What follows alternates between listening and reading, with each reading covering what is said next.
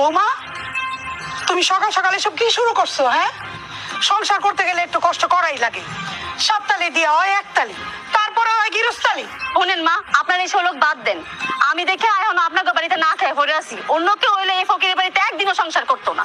আমার পোলায় ফকির না বাদশা, ওইটা আগে তালা ছিল না? হ্যাঁ, তোমরা তো নিজেরাই পছন্দ করে বিয়ে করছো। বিয়ের আগে যদি জানতাম তাইলে কি আমি এই ভুল করতাম? বাপের বাড়ি থাকতে আমারে জোর করে খাওয়াইতো, আর আপনাকে বাড়িতে পেটের মধ্যে ইন্দুর ধরাইলো আমার না খেয়ে থাকতে হয়। ভাবি, ওই যে আমি রত্নার মাঠ থেকে এক সের চাল আনছি, তুই বরং এখন এইটাই রান্না করো। আমার দরদি ননদিনী চলে আসছে।